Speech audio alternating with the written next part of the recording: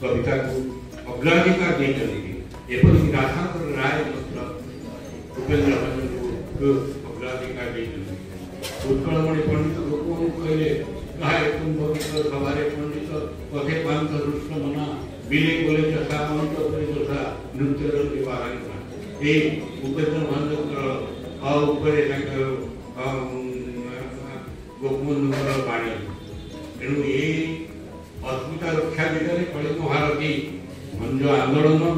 भंज साहित्य एवं पारंपरिक साहित्य रक्षा दिगरे तांकर अवदान निश्चित भाव विश्व मध्य से प्रतिष्ठित करैछंती। आमे तांको केवल साहित्यकार माने केवल तांकर साहित्य इतिहास रे आदि कवि बोली तांको लेखिकी तांको गौरव प्रदान करी सेठी ही अटकी गले। किंतु यदि से साहित्य प्रसार न हो तार यदि प्रचार न हो यदि वक्ता माने से संपर्क कहया पे सुযোগ पाइबे नाही एवं वक्ता मान सुযোগ देबा पई दर्शकित सारांग साहित्य विषय अनेक यदि पुस्तक प्रणयन न हो ताले केमिति तार प्रसार हो। ये सब दिगरे इंजीनियर साइंस कर तुलना आज आमे जो सम्मान की प्रदान करछु आज प्रथम सम्मान कलिंग भारत पक्षर आम प्रदान करछु पुरुषोत्तम पट्टनायक संस्कृति और साहित्य संगठक सम्मान। कारण सी बाबूलाल जोशी को लिखी जब छोट पिला थी अष्टम श्रेणी पढ़ुली आमर गोटे शिशु मान गोटे स्वतंत्र से गोटे कार्यक्रम होता गोटे प्रति सभा हुए आम सब से जाऊलु से नाट्य संस्था वृंदावन बाबू तो करते आम नाटक भी शिखी एवं बाबूलाल जोशी को देखी जे सी सबू मान समस्त से सुविधा सुविधा मिलुले एवं ओडिया कलाकार मान नहीं बहुत थर से बॉम्बे जो मैंने सुदक्ष कलाकार से अच्छा सम्मुख में एक नृत्य परिवेशन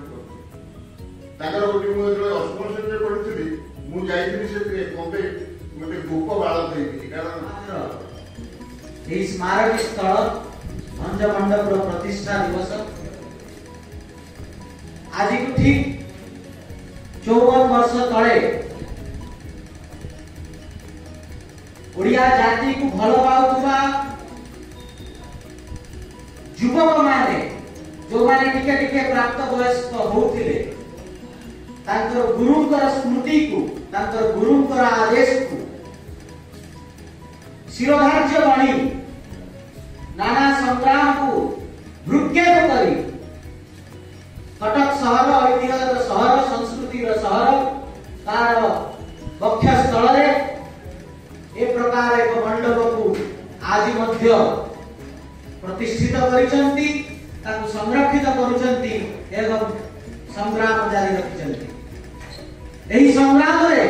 आमे हतोत्साहित न हो जाऊ ताकु उत्साहित करबा पई ए प्रकार आयोजन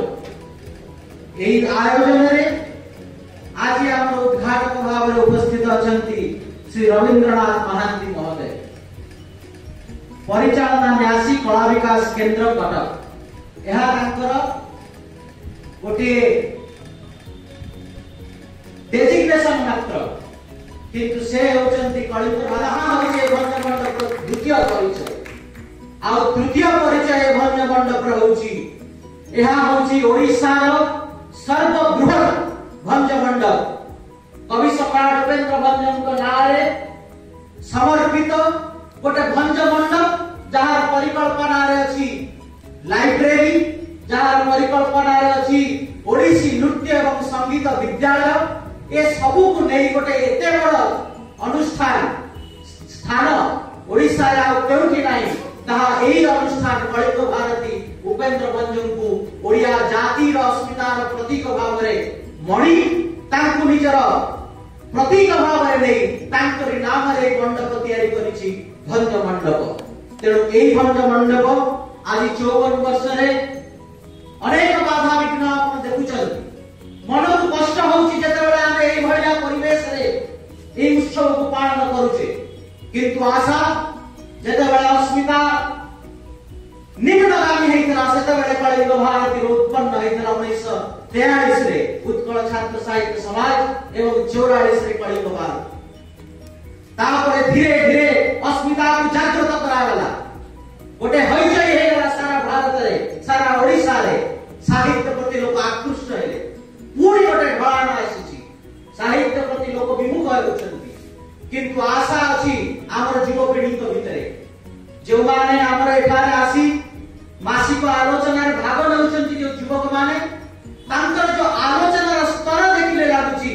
जातिर अस्मिता बुड़ीब नाही आ जे पर्यंत ए जातिर अस्मिता बुड़ीब नाही से पर्यंत ए भंज मंडप सुरक्षित रहिब नाही। तेणु ए भंज मंडपर संरक्षण ए जाति करिब आमे निमित्त मात्र। जय मां कलिंग भारती। किसी शुणंतिनी सी ताको काम करछ एवं भंज मंडप कटकर सी थिले गोटिए लोक जे 100% प्रेजेंट कटक से थिले। तेणु रजत कुमार गौरव हंतु सलेश्वर नंद हंतु एमाने समस्त चाकरी करी की पड़े दूरथिले किंतु आमर पुरुषोत्तम पटनायक सब बड़ी कटक रे थिले। तेणु सबु कार्य रे ताको को छाड़ी दे समते पुरुषोत्तम पटनायक एटा तुम कर दो एटा तुम एटा कर दो काड़ा बाटी दो एटा कर दो सेटा कर दो। तेणु सबु कार्य को से कहउथिले कंपटीशन हो गीत कंपटीशन हो नाच कंपटीशन हो सब करूथिले सी बाकी अन्य माने आसी ठीक समय आसी बसिले मीटिंग रे सी किंतु मीटिंग बाहर रही किपरि परिचालन हो कोठु आसीबो हारमोनियम कोठु आसीबो लाइट वाला किए आसीबो माइक वाला किए आसीबो एवं सेही समय रे जो माइक वाला लाइट वाला जो ठीक करथिले सी आज पर्यंत भी सेही माने कंटिन्यू करथिले। एटा बड़ा आश्चर्यर कथा एवं एटा ए जो जिनिस बड़ा कांकर जो दक्षता ता एक्चुअली बाहर जणा पड़े। तेणु सी हेतिले कोन आमे माने छोट होइतो तेणु आम माने हला आमे बापा हेले कि पके हेले मन बापा आमे ते जाय परना अवश्य सलेश्वर नंद एवं चंद्रशेखर नंद ताको जाय पर आम बापा को आमे जाय परना डर लागे। तेणु आम सब कथा कागो पाखे तेणु किसे पके ताको पके जा एक्चुअली जो कलिंग भारतीय जिला एटा गोटे परिवार सदस्य एठी धर रजत कुमार गौरव सलेश्वर नंद चंद्रशेखर नंद बा पुरुषोत्तम पटनायक समस्त भाई भाई भाई से समस्त बड़ना डाकती से शरतना डाकती यही भाई मान संपर्क जोटा कि आज पर्यंत भी अच्छी आम मैंने पिला तेणु आम सब अड़ी अंतली जहाँ सब किशोरी कपिल पाखे एवं सी भी सब जहाँ कथा सी एपटे कहे सेपटे कहे गोटे काम है गोटे गोटे दिन काम प्रथम दिन भंज जयंती सी संपादक भाषण टी देवे सेटा बड़ा से सब कार्य थी बाबू किशोरी जल्दी आस से करवा मुझे ना ना नहीं पार तुम आज दब से जहाँ कहले सी सब विचार आसी संपादकटा पढ़ीदेला पर सी फ्री गला आउ 7 दिन पर्यटन आउ टेंशन ना सी बाहर काम तेणु ये भंज मंडप ये कलिंग भारती हो भंज मंडप हो तार संरक्षण प्रच्छद पटले पुरुषोत्तम पटनायकर अवदान अनेक ओडिशार आदिकवि शरण दास साहित्य प्रचार और प्रसार करी आपण संस्कृति और साहित्य संगठन क्षेत्र में उच्च प्रशंसित होते। संस्कृति संकलन कटक नगर मध्य संस्कृति और साहित्य निमित्त सारा भवन निर्माण करी आपण सारस्वत क्षेत्र में बहु प्रतिष्ठा अर्जन कर क्रमागत प्रचेषा और अध्यवसाय जो आदिकवि शरण दास समग्र भारतवर्ष में प्रतिष्ठा लाभ कर ओडिशार द्वितीय सर्वपुरातन साहित्य अनुष्ठान कलिंग भारती आपण करी जने समर्थ संस्कृति और साहित्य संगठन को 54तम भंज मंडप प्रतिष्ठा दिवस अवसर में पुरुषोत्तम पटनायक स्मारकी संस्कृति और साहित्य संगठन सम्मान 2024 प्रदान कर निजक धन्य मन कर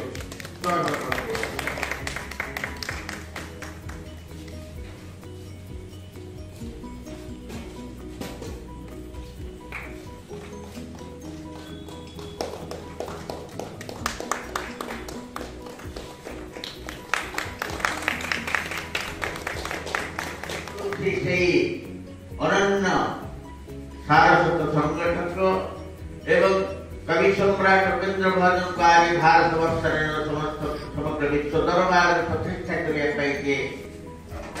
पदक्षेप मान ग्रहण करते ख्यातनामा सारस्वत साधक एवं संगठक शुद्ध विधुन्द्र पटनायक एवं तत्सहित जो माने कलिंग भारती सहित ओतप्रोत भाव जड़ित एवं कलिंग भारती को जातीय स्तर प्रतिष्ठा करने जो माने अहर उद्यम करते एवं आज आम गहण नहांती तन्मध्यरु प्रोफेसर पद्मश्री रजत कुमार कर महोदय, प्रोफेसर हृदानंद राय महोदय, श्री पुरुषोत्तम पट्टनायक महोदय एवं जो माने ये अनुष्ठान को बहु व्यक्ति विशेष ये अनुष्ठान सहित जड़ित होती एवं ये अनुष्ठान को सफल करने आगे जो मैंने उद्यम कर उपेन्द्र भंजनकर जो कृति सब पोथी आनी बही आकार प्रकाश कर आदि भंज साहित्य सारा भारत वर्ष सारा विश्व आदृति लाभ कर समस्त कृति संतान को वर्तमान अवर्तमान प्रति गभीर सम्मान प्रदर्शन